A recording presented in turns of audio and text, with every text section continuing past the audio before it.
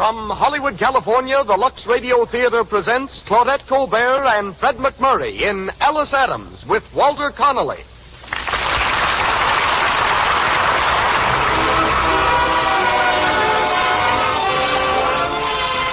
Lux presents Hollywood.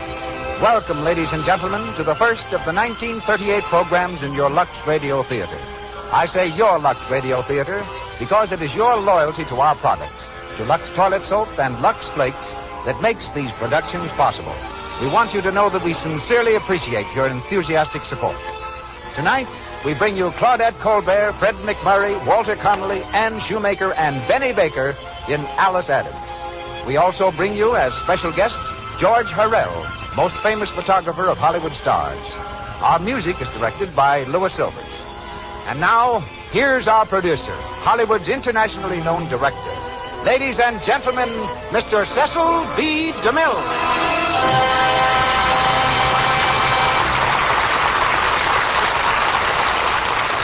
Greetings from Hollywood, ladies and gentlemen.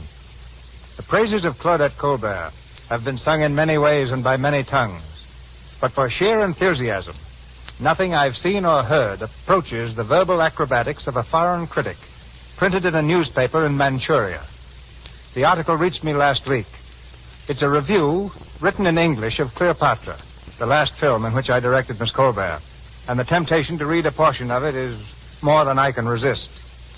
Our Oriental commentator writes as follows, quote, "All that Cleopatra possesses is lavishness not only, but also it contains some fine acting, especially in part of grammarous, flagrant, and competent Claudette Colbert, who makes the role as Cleopatra every inch an ell. Eyeing from artistic points, this is just to get the passing mark to boots. There is no space to hear repetition in these columns that the content of Cleopatra is too popular to insist it. You, the fans, certainly be struck all of a bump if you see the DeMille for sets of several thrilling scenes and of dancing by the Egyptian girls who swing and swirl, revolving through grand marble halls and on the sumptuous barge to the swish of gully slaves." Unquote. Tonight, Claudette Colbert comes to you without the swish of gully slaves. But I'm certain that her performance in the title role of Alice Adams will, to borrow a phrase, strike you all of a bump, whatever that may mean.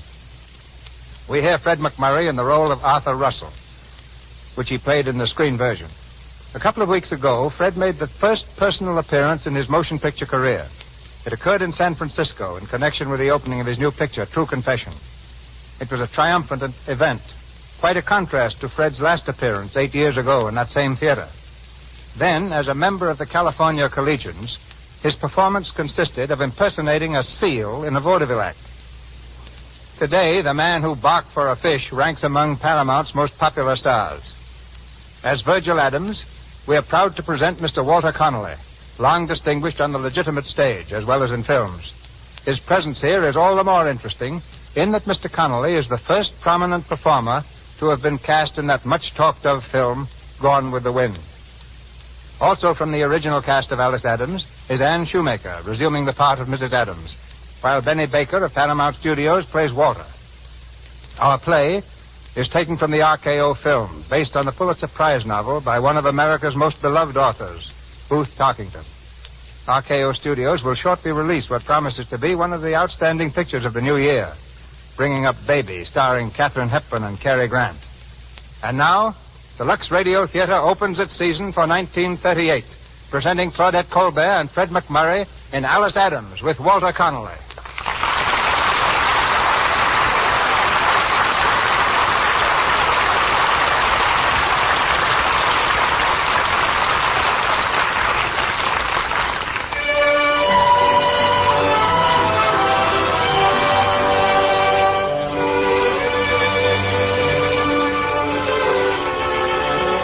Bedroom of a small house in New England. In the bed, propped up by pillows, is Virgil Adams. He's a worn, gray-haired man with wistful eyes and an ordinarily friendly smile. But the smile's not in evidence at the moment, for he's gazing distastefully at a bowl of soup on a tray. His wife enters with a saucer of soda crackers. Is there anything else you want, Virgil? Why, Virgil, you're not eating your soup. Don't want it. Oh, but you must eat it. Well, you got to get your strength back, you know. Let me fix your pillows, dear. You got to get good and strong so as you can get around and find some really good business to get into. So that's it. Hinting at that again. Oh, I'm not doing any hinting, Virgil. But, of course, when you get well, you mustn't go back to that old hole again. Old Hole, is it? Now, let me tell you that Lamb's is the best wholesale drug company in the state. Well, I don't care what it is. It's just an old hole as far as you're concerned. And if you don't owe it to me to look for something different, at least owe it to your children. Mother? Yes, I'm coming. You look at your daughter, going to a big party tonight, and she's got to wear a dress that's 2 years old. Well, how do you expect her to get anywhere? Mother! All right. You just remember what I said, Virgil. I'd like to know how I could forget it. You've been saying that for... Oh, Mother. what? For heaven's sake, Mother, can't you wait until Father's up and around before you start to nag him? I don't nag him. Besides, I think, Alice, that I ought to know by this time how to handle your father. Yes, but Mother... Well, then you handle him if you're so good at it. Go on in and see what you can do. Oh. Hello, Daddy. Oh, hello, Alice. How are you? Come in. Oh, all right. Oh, poor Daddy. Every time he's better, someone talks him into getting mad, and he has a relapse. It's a shame. Well, it's kind of funny for a man who's been in business with Lamb and Company as long as I have to hear it called an old hole. That's what your mother calls it. Why, it's a mighty pleasant place to work. Yes, but, Father, it's just that Mother feels that they don't appreciate you there. Well, they've heisted my salary every 2 years all the time I've worked for them. And they took your brother Walter right on as soon as I asked them last year. And old Mr. Lamb has been wonderful to me, holding my job open while I've been sick all this time. Don't you think that looks as if they thought something of me? Of course they do. It's just that it's kind of funny. When you think you've done fairly well, and the men at the office seem to think so, too, it's kind of funny to have some folks think you're mostly a failure. You're not a failure, Father. You're not. I'm going to talk to Mother. No, you'd better not. I didn't mean to start anything. Don't worry, you didn't. Mother? I'm in the kitchen. Oh. Can I help you set the table? If you want. Mother, don't you think we're both a little selfish trying to make Father go out and look for something better? Now, after all, we've got enough. Enough? I suppose you have a limousine to take you to the dance tonight. And I suppose you've only to call the florist and order up some orchids. Oh, no. Not orchids, Mother. I like violets much better. I picked a whole bouquet in the park. The first of the season. I suppose you picked yourself a new dress, too. My organdy dress looks like new with those flounces you put on it. What's Mildred Palmer going to wear tonight? Oh, I don't know. Her maid's Georgette, probably. Yes, the one she brought from Paris. Yes. Hello? Oh, there's your brother. Mother, are you sure he's going to take me to the dance tonight? Why, of course. Why shouldn't he? Oh, you know, Walter, he may have one of his mysterious dates downtown. Don't you worry, Alice. You just leave him to me. I'll go speak to him. Hello, Walter. Hello, isn't supper ready? Now, Walter, there's no hurry. Yes, for me, I got a date. Well, I'm so glad you remembered Mildred Palmer's dance, dear. What? I've laid out your clothes for you. Listen, I told you a week ago I wasn't going to that old dance. But, Walter... Don't Walter me. I'm no society snake. I'm just as liable to go to that Palmer dance as I am to eat a couple of barrels of broken glass. Oh, but, Walter, you've Let got Alice get somebody else to take her. She ought to be able to get one man, I should think. She tries hard enough. Be quiet, dear. She'll hear you. Oh, I Now, haven't listen. got any time to argue. I'll grab a bite to eat now. You can't do this, Walter. You can't. Now, it's more than I can bear to see her disappointed when she's planned it for days. Why, she spent hours in Bellevue Park this afternoon gathering violets to wear because, well, she can't afford to buy a decent bouquet like the other girls. And now you act this way. Oh, blub. All right, I guess I'll have to go. Oh, that's a good boy, darling. You'll never be sorry. That's what you think. Let me know when dinner's ready, will you? Oh, Alice. It's all right, dear. Is it? Why, what's the matter? Nothing. But, dear, it's all right. Walter'll be glad to take you. Yes, he sounded like it.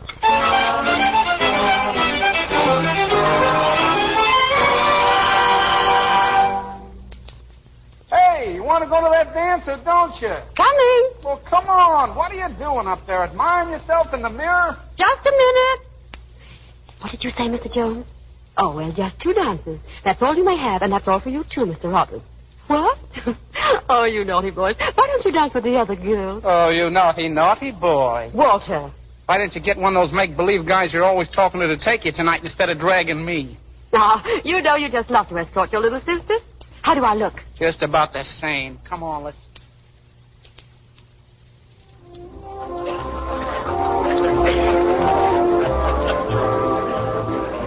Well, what's it going to be this time?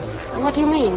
Well, do we dance again, sit it out again, or walk around the garden again? I'm sorry if you're not enjoying it, Walter. Well, I'll bet you are. Of course I am. Don't give me that. If I wasn't here, you'd be pasted right over there against the wall. The only one who said a word to you all night was the doorman. Walter, please. Walter, you say the funniest thing. Oh, cut it out. Nobody's watching you.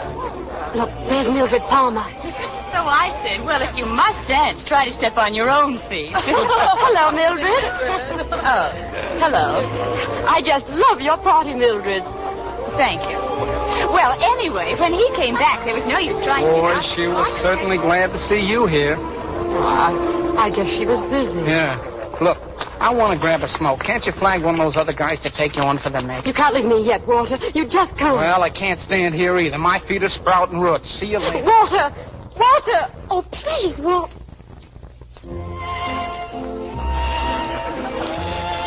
Good evening, Alice. Hello, Mrs. Dresser. Are you looking for someone? Yes, my escort. May I sit down here, Mrs. Dresser? Why, yes, but why aren't you dancing? Oh, I have been. I just want a chance to catch my breath. Who's that? Who? That tall young man over there. I've never seen him around before. I thought I knew all the handsome young men. That one is Arthur Russell. Russell? I don't He's believe... Mildred Palmer's cousin. A distant one, I believe. Cousin? Well, that's funny. Mildred's my intimate friend, and she never even mentioned him. That is funny, because they're engaged to be married. Oh. Or almost engaged, anyway. Oh. Oh, Alice. Alice. Yes, Mildred. Come along, Arthur. Alice, this is Mr. Russell. He wants to ask you for this dance. What? Oh, I mean... Are you interested? Why, yes. Oh, yes, I believe I am. Excuse us, please. You're not a very talkative young lady, are you? Usually, yes. And then why not now? Oh, when anyone dances as well as you do, conversation is scarcely necessary, is it? That depends on who's talking. Oh, now, really, Mr. Russell, you can't mean me.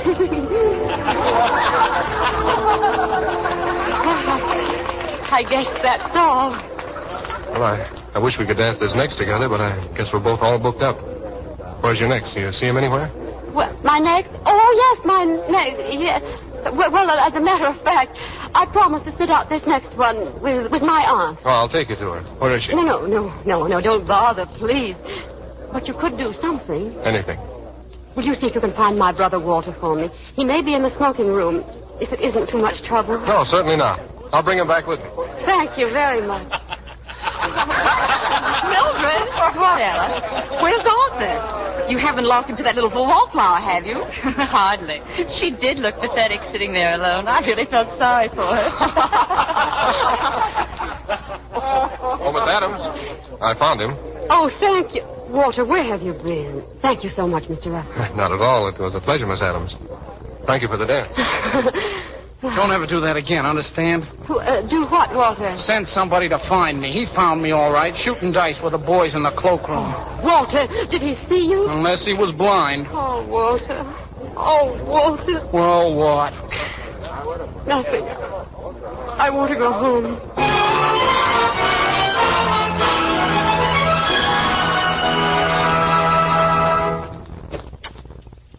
Good morning, Father. Father. Huh? Oh, hello, Alice. What were you thinking about? Oh, just planning. Planning what to do when I'm able to go to work again. Well, what are you talking about? You're going back to your old place at Lamb's, of course. I heard you crying last night after the party. Oh, that was nothing. Just nerves, Daddy. Never mind, Alice. I know what was the matter. The only matter was I had a silly fit. It did me good, too. How's that? Because I've decided to do something about it. I guess it's my place to do something about it. Your mother's right, Alice. You ought to have as much as any of these girls you go with. Oh, darling, you're sweet. But what I've been thinking, well, I mean, I ought to be something besides just a kind of nobody. I ought to... What, darling? Well, there's one thing I'd like to do. I'm sure I could do it, too. What's that? I want to go on the stage. I know I could act. What's the matter? Well, I was just reminded of your Aunt Flora and your mother when they were young. They always used to spat about which one would make the best actresses. Sometimes I had to go out in the hall to laugh. Oh, really? But then I expect 90% of the women are sure they'd make mighty fine actresses if they ever got the chance. Yes. Yes, I suppose so. Why, what's the matter, Alice? Oh, nothing. Nothing. I've got to go downtown now. Now, you just stop worrying, darling. You're going back to Lamb's, and everything's going to be all right. You'll see. I hope so. I sure hope so.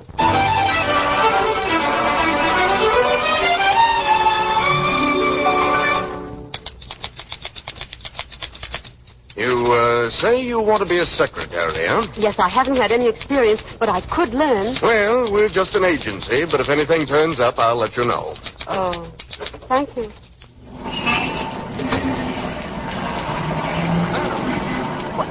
Why, Mr. Russell. This is a coincidence. I've been hoping I'd meet you. Are you thinking of getting a job?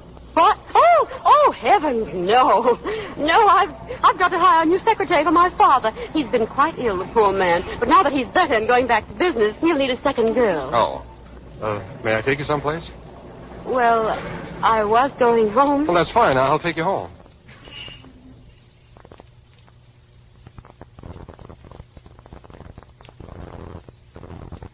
You know, I've been thinking about you ever since Mildred's dance.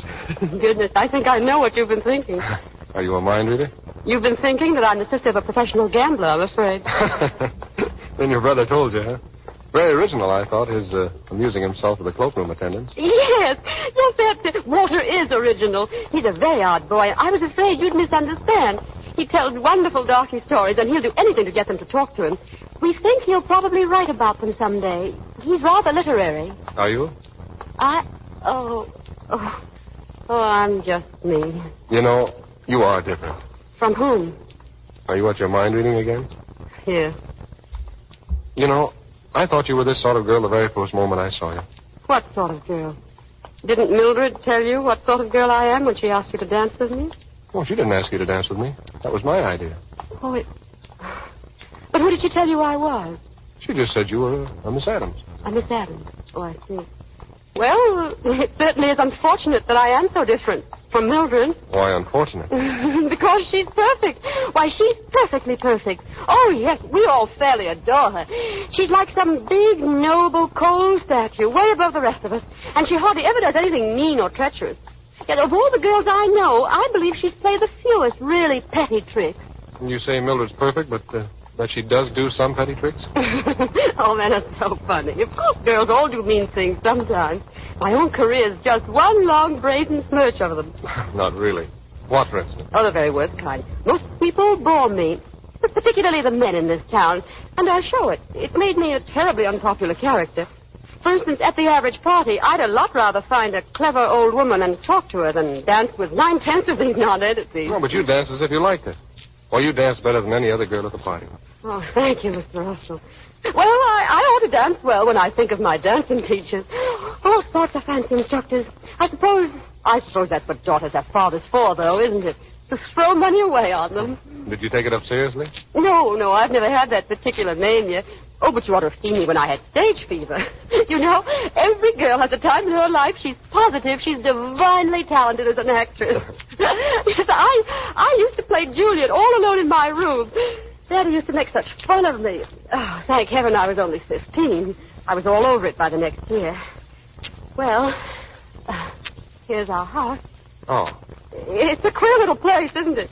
But my father's so attached to it, the family have about given up hope of getting him to build a real house farther out. He doesn't mind our being extravagant about anything else, but He won't let us alter one single thing about his precious little old house. Adieu. Couldn't I come in for a little while? Oh, no, not now. You can come. When? Almost any time. You can come in the evening if you like. Soon? As soon as you like. Thank you. I'll make it very soon. Goodbye. Goodbye. Oh. Oh, dear.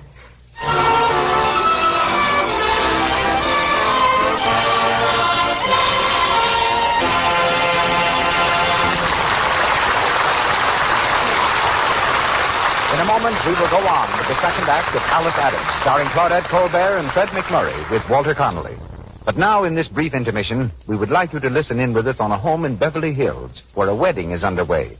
Jane, a popular debutante, is going to be married, and her bridesmaids are gathered together waiting to start for the church. Oh, I hope I catch the prettiest part of the scene. Who do you think will be next? I wonder how Bob is bearing up. Well, it was a good race while it lasted. It certainly was close. And I must say that rival of hers put up a good fight. You couldn't tell from where I sat who was winning. I didn't know it was Jane until I saw her picture in the announcement in the morning paper. Well, I knew all along it would be Jane. Myra's a lamb, but cosmetic skin, well, that never struck a romantic chord in any man's heart. You're right. Myra just couldn't compete with Jane's lovely skin. A knockout complexion like hers gets the men every time. The little bridesmaid is right. Lovely skin wins out every time.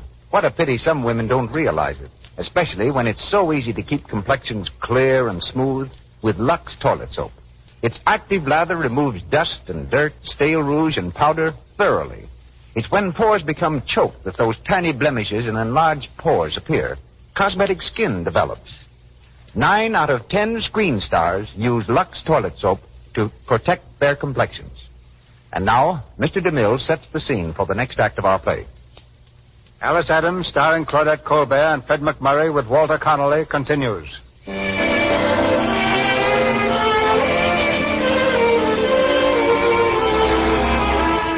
3 weeks have gone by. To Alice's amazement, Arthur Russell has paid her several visits. And basking in the sun of his attention, the little wallflower is beginning to blossom. He's expected again this evening. In the living room of the shabby little house, Mrs. Adams is off once more on her favorite topic. It's money, that's all. If you could dress like the other girls dress and Arthur Russell could see you then, well, there's no telling what might happen. I've tried to make your father understand that, but... Mother, what could Father do at his age? Well, he could do what I've been wanting him to do for 20 years. Now, he's forbidden me to speak of it, Alice, but you may as well know. Your father has a secret formula for making the best glue in the world. The best what? Glue. For sticking things together. He and another man invented it years ago when your father first went to work at Lamb's. The other man's dead now, and that formula belongs to your father. At least it belongs to him as much as anybody else. Well, even if it does, what good is it? Can he sell it? No. But he could start up a factory and make the glue and sell that. Oh, nonsense, Mother. Why, it would take more money than Father ever saw to start a factory. Well, maybe it wouldn't. Maybe it wouldn't. And I'm going to speak to him just the same.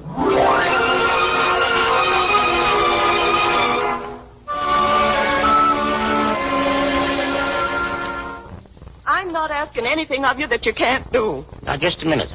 What are you driving at? You know what I'm driving at. That glue formula. So that's it. Dang, dang, dang. You wouldn't care if your child dried up into a miserable old maid. Why, she's still young. She has a chance for happiness. If only she had a father who had gumption enough to be a man. Be a dirty dog, you mean? That glue formula belongs to you as much as it does to anybody. It belongs to J.A. Lamb. He paid us all the time we were working on it. It'd be like stealing, and you know it. And what's he stolen from you? 20 years ago, he promised to do something with that formula. To take you into partnership with him, and has he done it? Has he? You've broken your word never to speak to that of me again. Oh, what do I care for my word? Do you suppose I'll let my word keep me from struggling for a little happiness for my children? Well, I'll struggle for that till I die. Your daughter's sitting out there on the porch right now with a young man who's just asked her to go to Henrietta's party with him. How do you know? I heard him. And you know what she said? She said no, because she had to stay close to home because you were sick. But what she meant was, I can't go because I hadn't been invited, because I haven't any clothes, because we're poor. Mother, Daddy, for heaven's sake, what's the matter? Alice, can you get her out of here? Oh, Daddy, please. Mother... Wait. Alice, come here. She says you have a mean life. Is that right? I know, Father. Do you hear a lie? Look at me, Alice. Things like this Henrietta Lamb party now. Is that so hard to bear? No, Father. You hear her? She's lying. She's afraid to hurt you. All right. I'll open the glue factory. If it takes every penny we have, I'll open it. But heaven help us if it doesn't pay, that's all. Now get out of here. Both of you. Get out of here.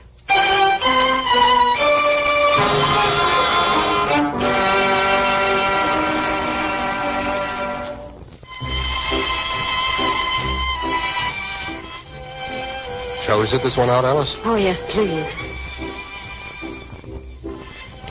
Oh, it was so nice of you to bring me here.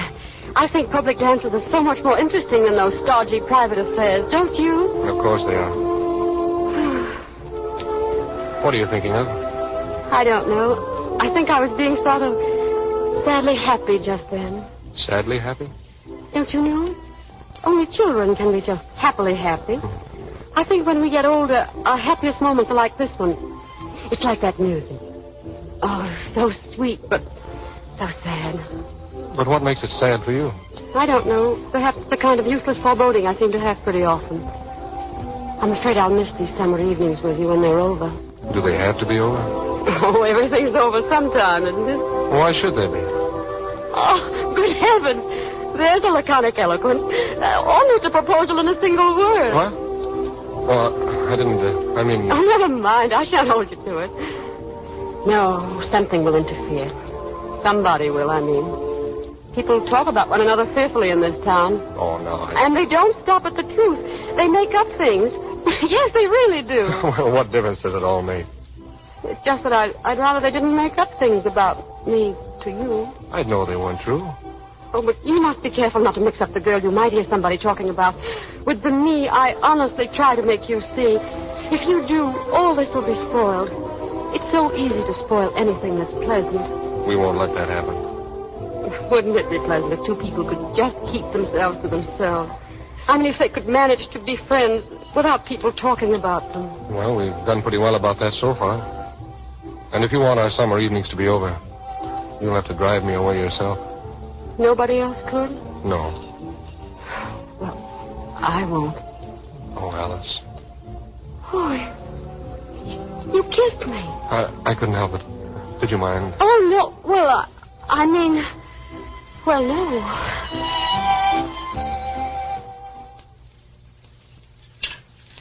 Going out with Mr. Russell again tonight? Mm-hmm. As soon as I finish the dishes. Oh, that's nice. Do you know, Alice, I think it's time your father and I showed some interest in Mr. Russell. Why, I actually don't believe he's ever been inside the house. No, he hasn't. We've always sat out on the porch. It's so much nicer. Well, I was thinking we could hardly put off asking him to dinner or something much longer. Oh, Mother, must we? Well, don't you see? It looks so queer not to do something. It looks so kind of poverty-stricken. Very well. I'll ask him if you think I've got to. We can get that colored girl in, Melina Burns, and she can serve for us. And you can get flowers for the table and put some in the living room, and we'll have a nice dinner. Something real stylish. Oh, please, Mother. Can't we just wait for a while? But, Alice, why should we? Unless you don't want Mr. Russell to meet your father and mother. Oh, no. No, it isn't that. Only... Oh, what's the use? Well, Alice, what do you mean? I don't know. He's so honestly what he is. Just simple and good and intelligent. I feel like a tricky mess beside him. I don't see why he likes me. Sometimes I'm afraid he wouldn't if he really knew me. Darling, he'd just worship you. I know he would. Oh, Mother, you're sweet.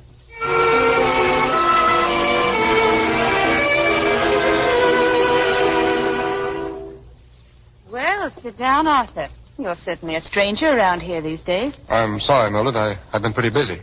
You'll stay for dinner, Arthur? Well, I'd like to, Aunt Madge, but I have a dinner engagement already. Oh, I see. Oh, what's the difference? Look, Arthur, I've just been making up a list of guests for my garden party. I wonder if I ought to invite Alice Adams. Huh? Well, you remember her. You danced with her. Here. Oh, Oh, yes. A rather too conspicuous young woman, the Adams girl. I wonder if what they're saying about her father is true. I imagine it must be. What is it? Oh, nothing much. Just that I heard that this Virgil Adams had stolen some kind of glue formula from Mr. Lamb. Stolen it? Yes. It's quite upset Mr. Lamb, too. Mr. Adams has been his clerk for over 25 years. And Mr. Lamb has been carrying him and his son Walter along, even though they've been dead weight to the firm. And then, to show his gratitude, Mr. Adams walked off with the glue formula.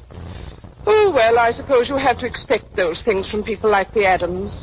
I don't think I'll ask her, Mother. I wouldn't if I were you. A pushing sort of girl, a very pushing little person. Oh, but I'm afraid all this is rather boring to Arthur. What? Oh, I beg your pardon. I was just thinking about something.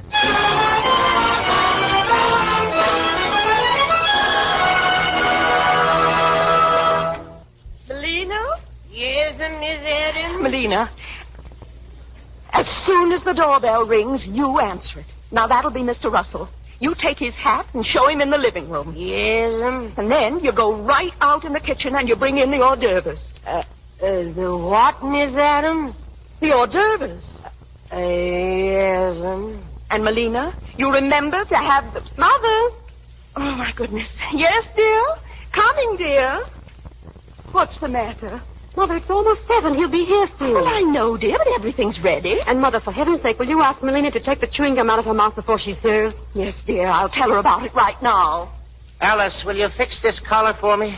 I never could get into a boiled shirt. Oh, Daddy, it's all wilted already. Well, I can't help it. It's hot tonight. Now, stand still. Say, what's that smell? Is it fashionable to have cabbage for company dinner? That isn't cabbage. It's Brussels sprouts. What are they? Oh, there's the bell. Melina! Melina! Now, where is she? What was that? I don't know. It sounded like someone... Mother! Oh, dear, Mother! Oh, it's all right, dear. Everything's all right. What was that noise? Well, Melina fell down the cellar step. Oh. But she's all right, dear. I'll answer it myself. No, dear, no. I'll go down. Now, you hurry down, Virgil. All right. Give me a chance. Well. Good evening. Oh, do come right in, Mr. Russell. I'm Mrs. Adams, and I'm so glad to receive you informally this way in our own little home. Thank you. I'm afraid you'll think it's almost too informal, my coming to the door, but unfortunately our maid just had a little accident. Oh. Sit down, Mr. Russell. Thank you.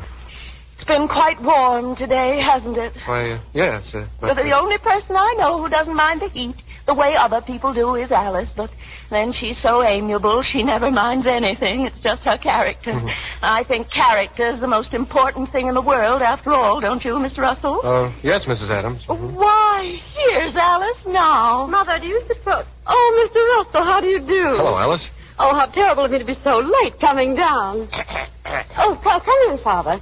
This is my father, Mr. Russell. Well, how do you do, Mr. Adams? Oh, how are you? Well, I guess dinner's more than ready. We'd better go sit down. No, not yet, Virgil. Huh? What's that? Oh, it's Melina. She had a little accident before. Come in, Melina. Does anybody want some of these here things? What's these? Sandwiches? Before dinner? Do have some of these hors d'oeuvres, Mr. Russell. Thank you. Father, you'll have some? All right, I'll try anything once. Oh, Father. Oh. It's too bad we can't offer you what ought to go with this, Mr. Russell, but we never have any liquor in the house. Father's a teetotaler. Father, what's the matter? Supper's ready. Come and get it. Oh, dinner. Come along, Mr. Russell. Thank you. I hope you won't hate us for making you dine with us in such fearful weather. Oh, I'm nearly dying of the heat myself, so you have a fellow sufferer if that pleases you. Will you sit there, Mr. Russell? Thank you.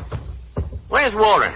Oh, poor Walter. He's probably been delayed at the office. Really, Father, you shouldn't permit him to work so hard, particularly in weather like this. But that boy's so ambitious, I suppose you simply can't stop him. Who, Walter? Why, yes. You mean our Walter? I never thought that. Do have some bread, Mr. Russell. Thank you. Melina, will you please take this soup away? It's much too warm for soup this evening. I'm really surprised you even thought of it. Yes'm, I was too, but Miss Adams... Well, you can take mine, too, please. Yes'm. How unfortunate we didn't have something iced and jellied instead. I'm afraid we let the servants do too much as they like, Mother. Perhaps we should get new ones. Servants are such a problem for us, Mr. Russell. Is that so? Do you want some of this, Miss Adams? Oh, thank you, Melina. Do you want some, Miss Adams? What is it? Brussels sprouts, dear. Oh, so these are Brussels sprouts, eh? Well, they certainly smell up the house. Oh, my.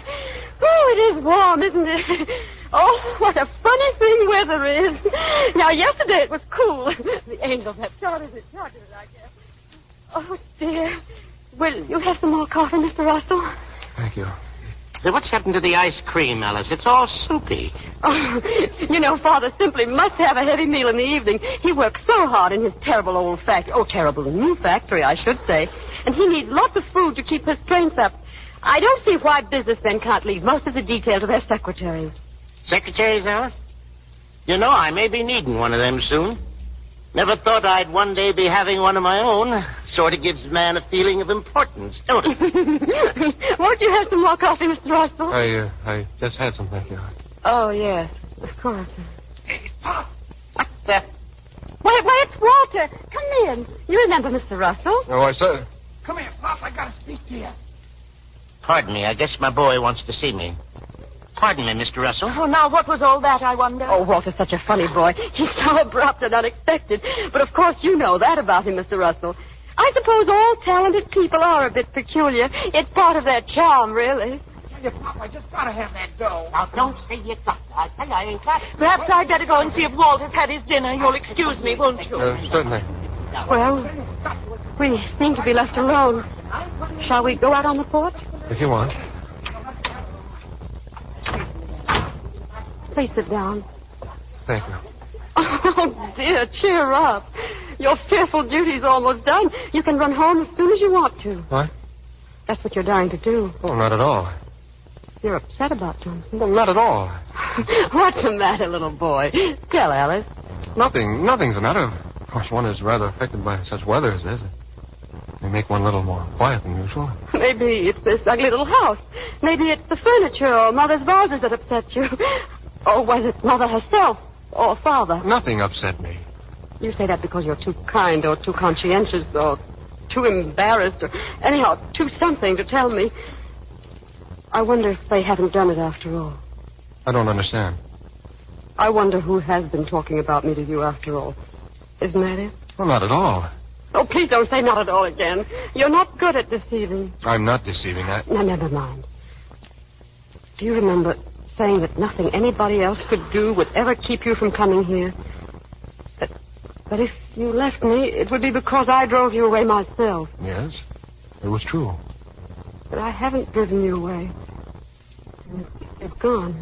I don't know what you mean. Oh, do you know, I had the strangest feeling. I feel as if I'm going to be with you only about 5 minutes more in all the rest of my life. Why, no. Of course I'm coming to see you often. No. I've never had a feeling like this before. It's just so, that's all. You're never coming here again. Why, it's finished, isn't it? Why, it's all over, isn't it? Yes. Alice, I'm afraid you're awfully tired and nervous. I really ought to be going. Yes, of course you ought. There's nothing else for you to do. When anything is spoiled, people can't do anything else but run away from it. Goodbye. Well, at least we'll only say goodnight. Walter, you don't mean it. Now, there's no use wailing about it. I couldn't help it, I tell you. Walter. Don't look so startled, Mr. Russell. We have lots of little arguments in this house. It all comes under the heading of a happy family life. Alice, listen. Oh, please go, please. Don't make it any worse than it is. You know what I am. You know that everything I've said and everything I've done has been a lie. I'm just nothing, a nobody. I don't blame you for running away. I don't blame you.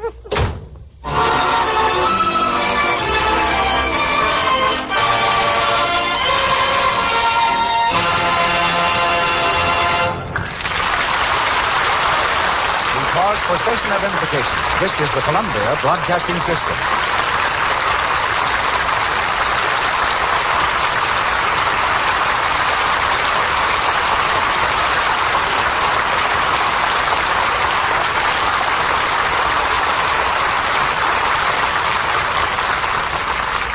In this intermission, before raising the curtain on the third act of Alice Adams, we hear from George Hurrell. Every picture studio has its own staff of portrait photographers. But when they want really exceptional portraits, they call in Hurrell. They've come to him in the past few weeks alone, from MGM, Paramount, Warner Brothers, 20th Century Fox, and Selznick International. In Hollywood, they say that Hurrell is to a portrait camera what Rembrandt was to paint and canvas. Suppose, Mr. Hurrell, someone like the Alice Adams of our play walks into your studio for a sitting. A girl who's a wallflower. What can you do to help such a girl? Well, Mr. DeMille, let's forget the camera for a moment and get into a little elementary psychology. The difference between a wallflower and a girl who's always surrounded by admirers is a matter of personality. One is neutral, uninteresting. The other is vibrant, attractive. That's not news to anyone. But what may be news is the fact that a good photograph can take the wallflower type of girl and definitely bring out what she herself has failed to discover. It can make that neutral personality glamorous, alluring, beautiful. Very nice words, George, but exactly how is this done? Well, to begin with, Mr. DeMille, I'd spend a lot of time with an Alice Adams type of girl before placing her near a camera. I'd try to show her how to dress properly and attractively, how to wear her hair, how to walk, and how to stand. Little things that create grace and charm. I can see that you who take pictures face the same problem as we who make pictures. That's right, Mr. DeMille. And the similarity continues. Most of our picture stars are not technically perfect. Some will have a square jaw or a cleft chin, or any one of a dozen minor imperfections. But instead of denying them, they do just the opposite. Through proper makeup, clothes, and hairdress, they turn those little flaws into definite assets that spell individuality.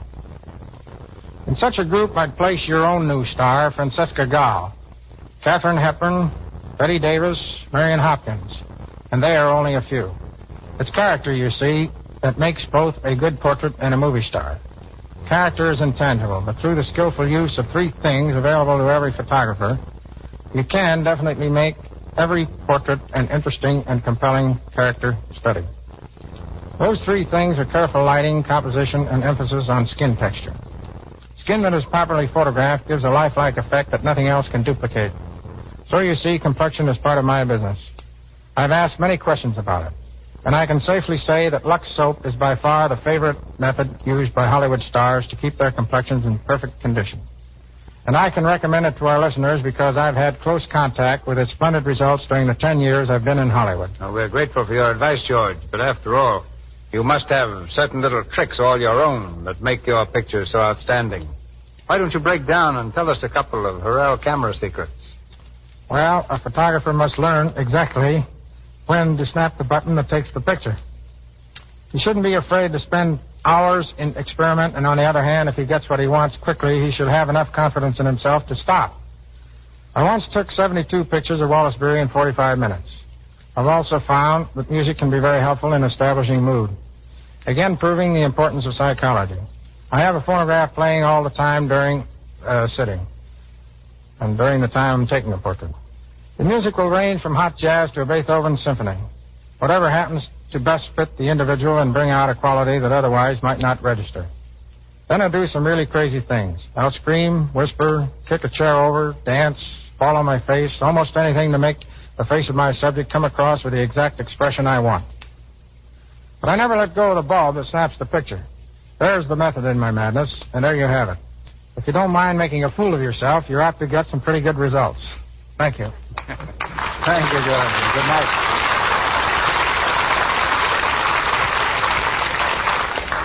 Back to Claudette Colbert, Fred McMurray, and Walter Connolly in Alice Adams.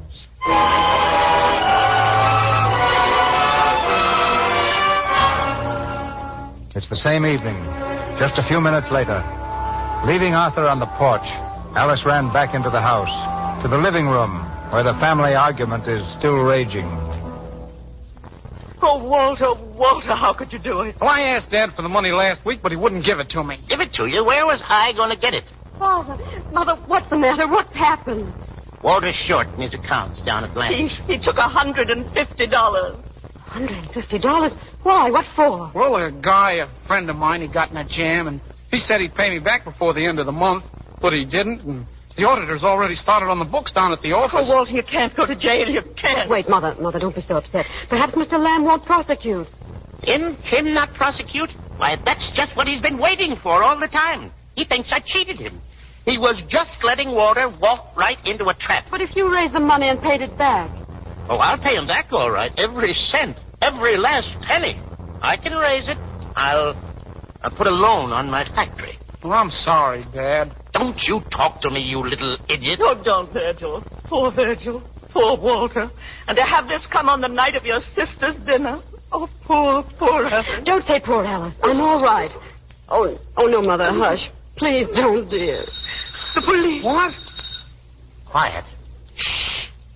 I'll answer it. Now, you stay right here, all of you, no matter what it is. I'll take care of this myself. Who is it? This is J.A. Lamb. Mr. Lamb? Hello, Adams. Hello, Mr. Lamb. Well, can I come in? Yes, sure. Come in. I want to talk to you. Yes, me too. Sit down. I'll stand, thank you. I wouldn't even have set foot in this house except that I wanted to tell you to your face just how I felt. A fine family you turned out to be after all these years. I'll pay you back every cent Walter took, Mr. Lamb, just as soon as I can get the money. I was just going down now to try and raise a loan on my glue works. Your glue works? Huh. I always thought you had to show people some business prospects to raise a loan. Naturally. Well, you may find that just a little difficult, especially now that I'm starting a glue works of my own. What's that? Yes, indeed. And very convenient to your place, too. Fact is, it's right across the street. Twice as big and twice as modern. You ruined me. Well, what did you expect me to do, Virgil Adams? Let you walk off with that formula like swallowing a pat of butter? Oh, I know what you thought. You said to yourself, here's this old fool, J.A. Lamb. He's in his second childhood, and I can put this thing over on him. I did not. I worked years on that formula. It was just as much mine as yours. What's that? And anyway, a lot you know about my feelings and what I said to myself. But there's one thing I want to say to you right now. I don't feel mean anymore about what I've done. Because there's a meaner man in the world than I am. And that man is you, Mr. Lamb.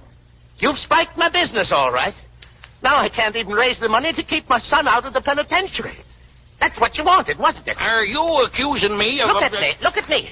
I worked all my life for you, and what I did when I quit didn't make 2 cents worth of difference in your life.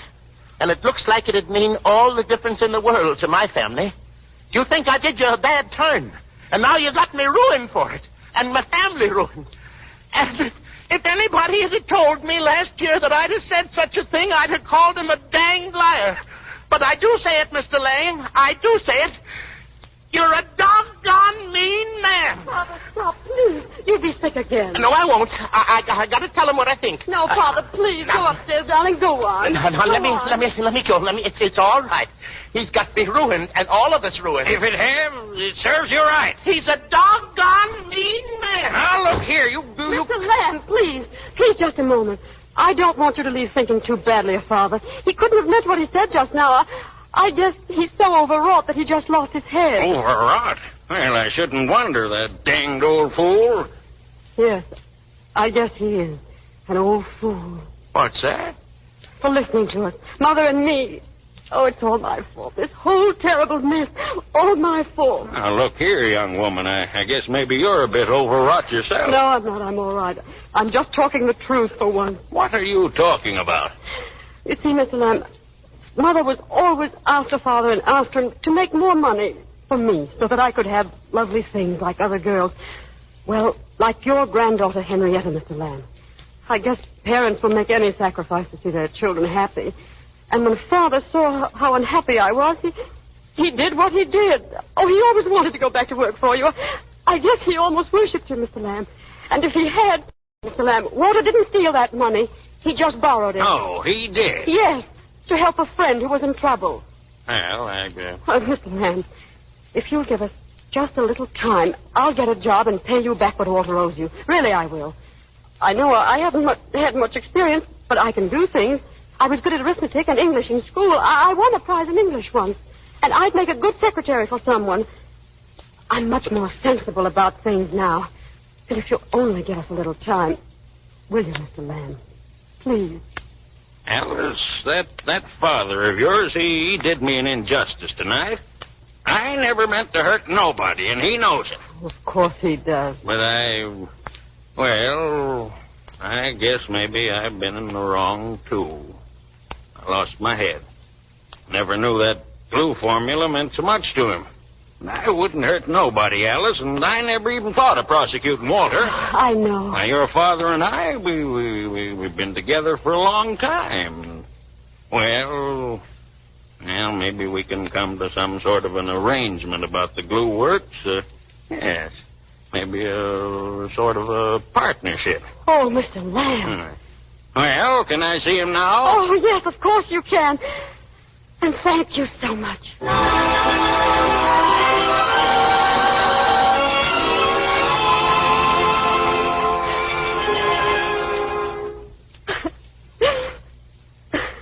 Alice? Why, what are you doing down here in the dark? Nothing. Your father and Mr. Lamb just fixed everything, Alice. I know, I'm glad. Everything will be all right now, won't it? Everything except Alice. What about Mr. Russell? Oh, he left before anything happened. Everything's all right. Oh, no, it isn't. Oh, my poor baby. He's gone, isn't he? It doesn't matter. And that dinner? Oh, Alice, can you ever forgive your poor mother? Mother, there's nothing to forgive, darling. It's just the way things are. You know, it's all so clear to me now. You do thus and so, and you tell yourself, now, seeing me do thus and so, people will naturally think this and that. But in the end, they don't. They think something else. Usually just what you don't want them to. I suppose about the only good in pretending is the fun we get out of fooling ourselves that we fool somebody else. Alice, I don't know what you... No, you run on to bed now, darling. I'm going to sit out on the porch for a while. All right, dear. Good night, Alice. Good night, Mother.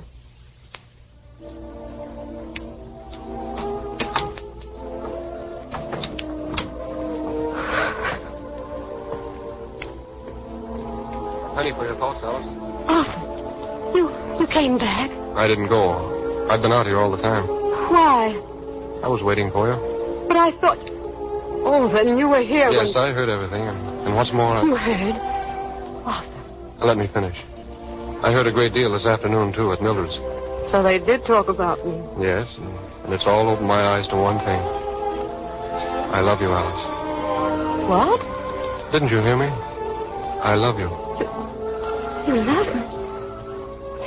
You love me? Yes, darling. Oh, gee whiz.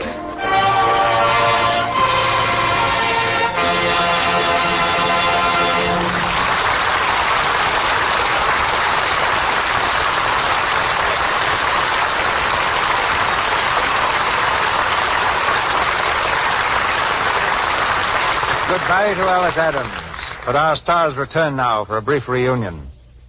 I won't be surprised if later this month I hear that the French people have declared a national holiday. For Claudette Colbert is about to return to their shores. Taking her first real vacation in years, she leaves this week for a few months abroad. And so, Claudette, je vous souhaite un bon voyage sans mal de mer. Pretty good, eh? That's marvelous. Now, in case there's any doubt in your mind, I wish you a pleasant trip without seasickness. My intentions are better than my French. Thank you very much, C.B.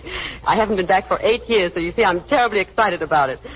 And it's not only a vacation. I'm going to school. I'm going straight to the Hans Schneider School in the Tyrolean Alps and learn how to ski.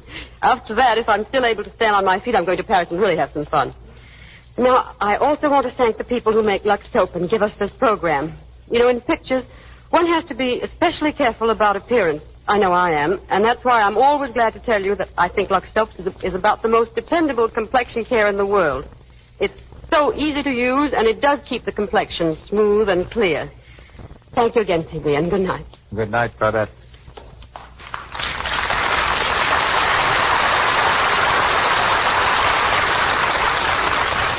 Among the questions most frequently asked about Hollywood is what do the stars do in their spare time?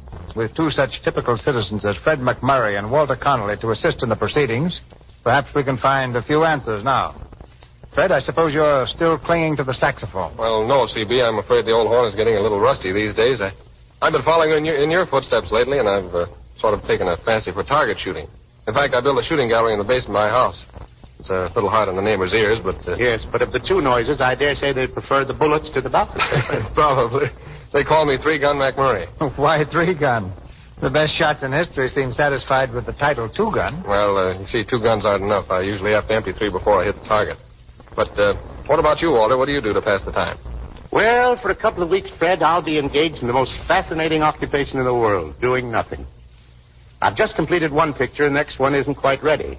No lines to memorize, no makeup to worry about, no getting up at 6 o'clock in the morning.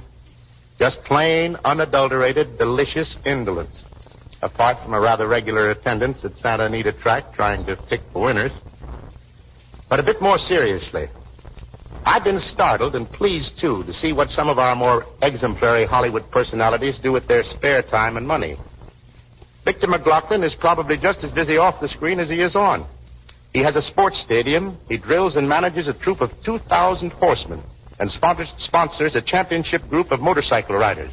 Adrian, the designer, spends his leisure in an antique shop.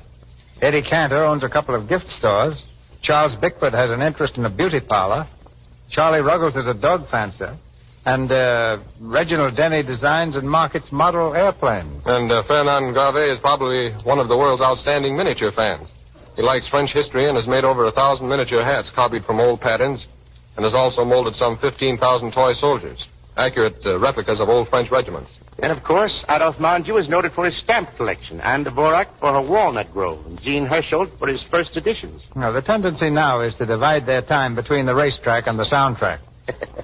With stars like Pat O'Brien, Bing Crosby, Barbara Stanwyck, and Joe E. Brown all teaching their horses to look well in a photo finish. Well, don't forget Walter, C.B. He's supporting a couple of bangtails himself, you know. And they're just about eating me out of hay and oats, too. But they'll both get a chance to prove how much they love me a little later this season when they start at Santa Anita. In the meantime, Fred, if you and Mr. DeMille happen to miss the target and shoot a bunny, don't forget I'm always in the market for a good rabbit's foot. Good night. Walter, good night, C.B. Good night, Fred. Good night, Walter. Thank you, Miss Colbert, Mr. McMurray, and Mr. Conley. Ladies and gentlemen, this is your announcer, Melville Rood. Don't miss the announcement of next week's Stars and Play, which Mr. DeMille brings you in a moment. In tonight's cast were Winifred Harris as Mrs. Palmer, Lou Merrill as Mr. Lamb, Georgette Spelvin as Mildred Palmer, Grace Kern as Ella, Verna Felton as Mrs. Dresser, and Frank Nelson as an employment agent. Miss Colbert will be seen next in the Paramount picture Bluebeard's Eighth Wife. Benny Baker's current film is Hold'em Navy. Walter Connolly appeared through courtesy of Columbia Pictures. His new film is Penitentiary. Louis Silvers is from 20th Century Fox, where he was in charge of music for Love and Hisses. And now, here's Mr. DeMille. One of the most magnificent singers in modern times comes to the Lux Radio Theater next Monday night. From the concert stage, in opera, on the radio, and in motion pictures, her voice has thrilled the world. The voice of Grace Moore. Your endless requests bring her back to this stage, this time in a grand comedy which met with great favor on stage and screen. Enter Madame. Our leading man will be Melvyn Douglas, seen in several of the year's best pictures, most recently in Grace Moore's new film, and as a special guest, Mr. Edward Arnold.